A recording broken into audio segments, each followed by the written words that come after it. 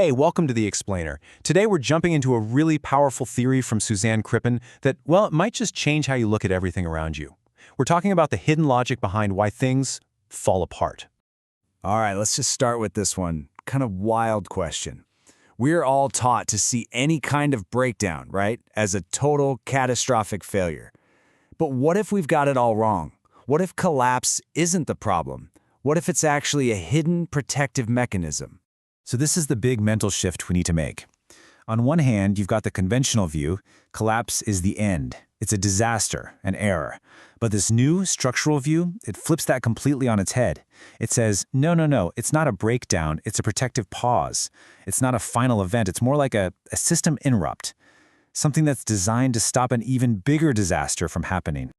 Okay, so to really get our heads around this, we've got to start by tearing down and rebuilding one of our most basic ideas about how healthy systems work. And that idea is balance. All right, I want you to just throw out that old idea of balance being some kind of perfect, static, never-moving equilibrium. It's not that at all. In this framework, balance is way more dynamic and actually a lot simpler. It's just motion.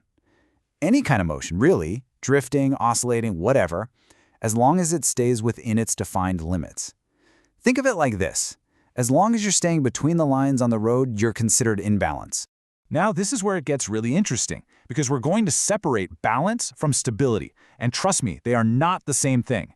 You could have a system that's super stable, right? It always snaps back to its default state after you poke it, but what if that default state is, right on the edge of a cliff? The system is stable, but it is absolutely not in balance. See the difference? Balance is all about surviving, not about being still. And here's the real kicker.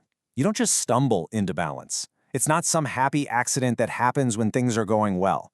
Real, robust, resilient balance that comes from designing things with their limits in mind from the get-go. It's about asking a different question. Not just how fast can this thing go, but what are the absolute guardrails it must never, ever cross.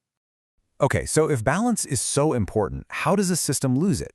Well, big, spectacular collapses, they don't just pop up out of nowhere. The seeds are planted way earlier, with this quiet, almost invisible process that's happening long before you see any outward signs of trouble. And that invisible process starts with something called a loss of orientation.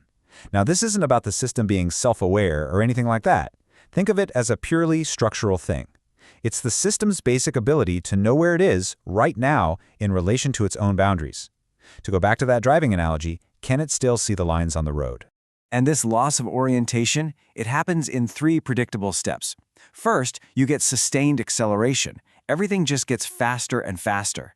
Second, that speed leads to what's called feedback compression. Basically, all the little warning signals that are screaming, "Hey, you're drifting," get drowned out, or they show up way too late to be useful. And the final stage? Orientation blindness.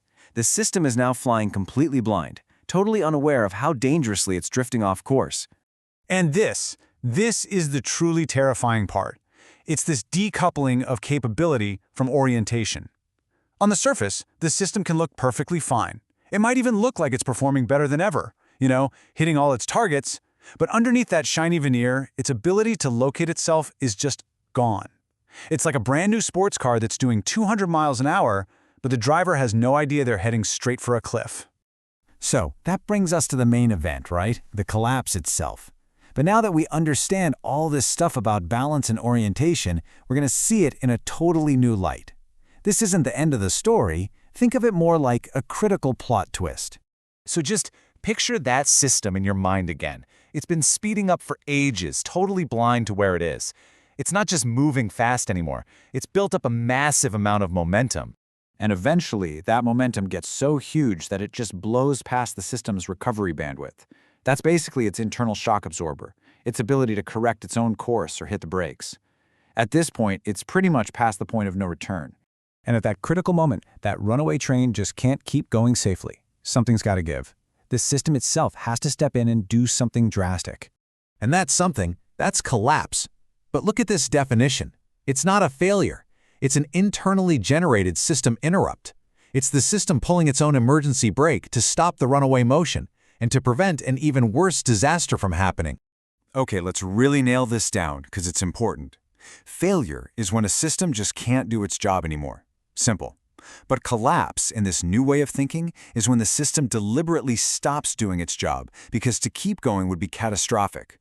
One is an endpoint, the other is a transition. So, what happens next? After this protective interrupt gets triggered, what does the world look like once that emergency brake has been yanked? Well, the answer probably isn't what you're thinking. You know, our first instinct is always to talk about recovery, right? Or restoring things to how they used to be. But this whole framework argues that that's just impossible. The goal isn't to get back to the past, the goal is integration. You literally can't go home again. You have to take the pieces you're left with and build something new, something that can survive in this new reality. And this new reality, this post-collapse state, it's a completely different animal.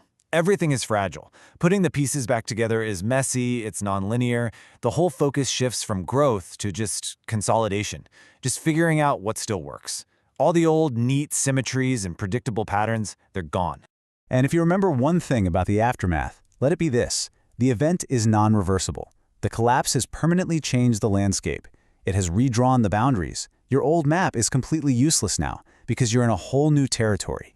So when you start to reframe collapse, not as a terminal failure, but as a necessary protective realignment, it gives you this incredibly powerful new lens to see the world. It makes you look at all the breakdowns in your job, in your personal life, in the world at large, and ask a really radical question. What if that thing I thought was a catastrophic ending was actually the system saving itself?